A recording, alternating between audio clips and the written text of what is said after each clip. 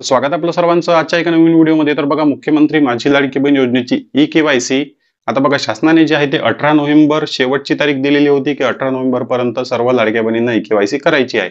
पण यापैकी भरपूर लाडक्या बहिणींना ओटीपीचा प्रॉब्लेम येत आहे किंवा दुसरा आधार ओटीपी कोणाचा टाकायचा हा सुद्धा प्रॉब्लेम येत आहे. त्या बहिणींची सुद्धा ई-केवायसी पेंडिंग आहे. त्याबद्दल अदितीताई तटकर यांनी सांगितलं आहे की वेबसाईटवर ऑप्शन येणार आणि वेबसाईट अपडेट होणार. पण आता तारीख सुद्धा वाढलेली आहे. 31 डिसेंबर 2025 पर्यंत तुम्ही तुमची ई-केवायसी पूर्ण करू शकता. पण ज्या बहिणींकडे दुसरा आधार ओटीपी टाकण्यासाठी ऑप्शन आहे, पहिला आधार ओटीपी टाकून पती किंवा वडिलांचा आधार ओटीपी टाकण्यासाठी जर ऑप्शन असेल तर ई-केवायसी तुमची लगेच पूर्ण करून घ्या. आणि ज्या बहिणींकडे पती नाही, वडील नाही, त्यांना दुसरा आधार ओटीपी टाकण्यासाठी ऑप्शन नाही, तर त्यांची केवायसी या ठिकाणी कशी होईल, हाफ केवायसी आणि डॉक्युमेंट सोबत ऑफलाईन केवायसी संपूर्ण प्रोसेस मी तुम्हाला या व्हिडिओमध्ये समजून सांगणार आहे. ई-केवायसी कशी पूर्ण करायची पूर्ण प्रोसेस सांगणार आहे. त्यासाठी व्हिडिओ पूर्ण पहा. चॅनलवर नवीन असेल तर व्हिडिओला लाईक आणि चॅनलला सबस्क्राईब नक्की करा. तर व्हिडिओ स्टार्ट करूया.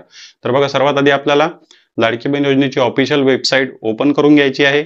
आता या वेबसाईटची लिंक मी तुम्हाला कमेंट बॉक्समध्ये दिलेली आहे. त्यावर क्लिक करून तुम्ही ई-केवायसीची प्रक्रिया सुरू करू शकता.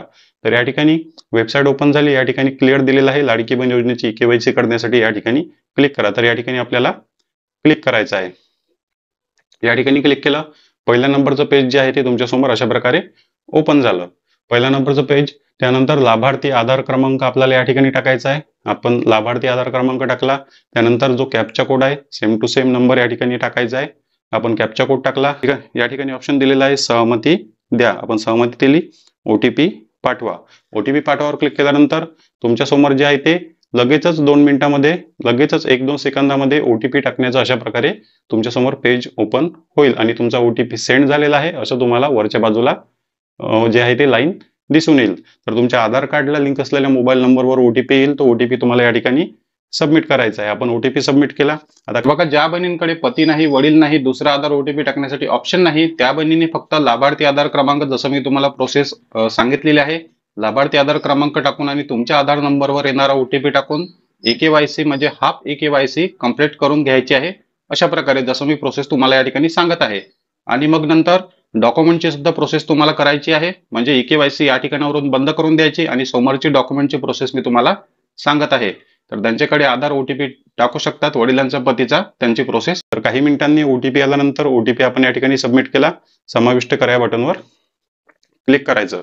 त्यानंतर लगेचच दुसऱ्या नंबरचं पेज तुमचं ओपन होईल. या ठिकाणी पती आणि वडिलांचा आधार क्रमांक, पती आणि वडिलांचा आधार क्रमांक आपण टाकला. त्यानंतर कॅप्चा कोड जसाचा तसा आपण या ठिकाणी टाकला. त्यानंतर सहमती द्या, ओटीपी पाठवा. तर बघा, आता ज्या बहिणींना पती नाही, वडील नाही, तर महिला व बालविकास मंत्री अदितीताई तटकर यांनी कालच अपडेट दिली की त्या बहिणींसाठी वेबसाईटवर स्पेशल ऑप्शन येणार आहे. त्यांना त्यांचं संबंधित डॉक्युमेंट, मृत्यूचा दाखला किंवा घटस्फोट असेल तर त्याबद्दल डॉक्युमेंट त्यांना अपलोड करावे लागेल. त्याचबरोबर संबंधित डॉक्युमेंट अंगणवाडी सेविका यांच्याकडे सुद्धा जमा करायचे आहे. काही ठिकाणी अंगणवाडी सेविकांना आदेश आलेले आहे, काही ठिकाणी आदेश आलेले नाही, तर ते तुमच्याकडून काही दिवसानंतर डॉक्युमेंट घेतील जेव्हा त्यांना आदेश येईल. पण पती आणि वडील असेल, हयात असेल, ओटीपी मिळत असेल तर त्यानंतर पती वडिलांचा आधार क्रमांक टाकला, कॅप्चा कोड टाकला, सहमती दिली, ओटीपी पाठवला. ओटीपी त्यानंतर आपण ओटीपी या ठिकाणी पती वडिलांच्या आधार नंबरचा जो मोबाईल नंबर लिंक असेल त्या नंबरवर एक ओटीपी येईल. तो 6 नंबरचा ओटीपी या ठिकाणी टाकायचा आणि समाविष्ट करा या बटनवर क्लिक करायचं. लगेचच 2 मिनिटांमध्ये अशा प्रकारे तिसऱ्या नंबरचं पेज जे आहे ते तुमच्या समोर ओपन होईल आणि या ठिकाणी कॉर्नरमध्ये तुमच्या पतीचं किंवा वडिलांचं नाव आलेलं असेल. या ठिकाणी भरपूर बहिणींना प्रॉब्लेम होत आहे की पतीचं आधार कार्ड दिला तरी पण वडिलांचं नाव का आलं, ते नाव तुमच्या अर्जामधून फिल्टर होऊन येत आहे. त्यामुळे या ठिकाणी पतीचा आधार नंबर दिला तरी वडिलांचं नाव येत आहे. त्यासाठी तुम्हाला काहीच प्रॉब्लेम होणार नाही, काळजी करू नका. कारण पतीचं आधार कार्ड दिलं तर आधी तुमची अर्ज आणि केवायसी जे आहे ते अपडेट होणार आहे. त्यामुळे टेन्शन घेण्याची गरज नाही. त्यानंतर बघा, या ठिकाणी सेकंड नंबरचा ऑप्शन आहे की जाती प्रवर्ग निवडा. जाती प्रवर्ग या ऑप्शनवर क्लिक करून तुम्हाला तुमची जे काही कास्ट आहे, सर्वसामान्य, इतर मागासवर्ग, भटक्या जमाती, जे काही कास्ट आहे ते या ठिकाणावरून तुमची सिलेक्ट करून घ्यायची आहे. तर या ठिकाणावरून मी भटक्या जमाती ब सिलेक्ट करत आहे. त्यानंतर पहिल्या नंबरचा या ठिकाणी प्रश्न आहे की तुमच्या कुटुंबात कोणी सरकारी नोकरीवर किंवा स्थानिक स्वराज्य संस्थांमध्ये पेन्शन किंवा पेमेंट घेत नाहीत. तर या ठिकाणी तुम्हाला काय करायचं आहे, या ठिकाणी तुम्हाला यांच्या वाक्याला होकार द्यायचा. यांच्या वाक्याला होकार द्यायचा. पेन्शन किंवा पेमेंट घेत नाहीत म्हणजे होय. पेन्शन किंवा पेमेंट घेत नसेल तर होय ऑप्शन सिलेक्ट करायचं.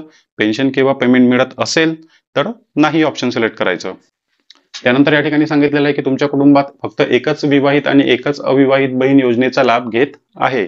तर एका राशन कार्डवरून फक्त एकच विवाहित आणि एकच अविवाहित बहीण जर योजनेचा लाभ घेत असेल तर या ठिकाणी होय ऑप्शन सिलेक्ट करायचं आणि एका राशन कार्डवर 2-3 पेक्षा जास्त अर्ज भरले असेल, 3-4 अर्ज भरले असेल किंवा 2 विवाहित असेल, 2 अविवाहित बहिणींनी अर्ज भरले असेल तर या ठिकाणी नाही ऑप्शन सिलेक्ट करायचं. त्यानंतर या ठिकाणी बघा खालच्या बाजूला ब्ल्यू टिक दिलेली आहे, म्हणजे उपरोक्त जे काही तुम्ही माहिती दिली त्यासाठी तुम्ही स्वतः जबाबदार असणार आहे आणि तुम्ही ई-के-वाय-सी पूर्ण करत आहे. तर या ठिकाणी ब्ल्यू टिकवर क्लिक करायचं. त्यानंतर या ठिकाणी सबमिट करा या बटनवर क्लिक करायचं आणि लगेचच तुमच्यासमोर ग्रीन किंवा ऑरेंज कलरमध्ये पॉपअप येईल की तुमची ई-के-वाय-सी प्रक्रिया पूर्ण झालेली आहे. तर अशा प्रकारे तुमची ई-के-वाय-सी सक्सेसफुल सबमिट करून घ्या. काही चुका वगैरे काही झाल्या असेल तर त्यासाठी मी हा स्पेशल व्हिडिओ टाकलेला आहे. या व्हिडिओमध्ये मी तुम्हाला सांगितलेलं आहे की ई-के-वाय-सी मध्ये चुकी झाली असेल तर काय होईल, हा व्हिडिओ सुद्धा नक्की पहा. तर अशा प्रकारे ई-के-वाय-सी पूर्ण करा. चॅनलवर नवीन असेल तर व्हिडिओला लाईक आणि चॅनलला सबस्क्राईब नक्की करा. भेटूया नेक्स्ट व्हिडिओमध्ये.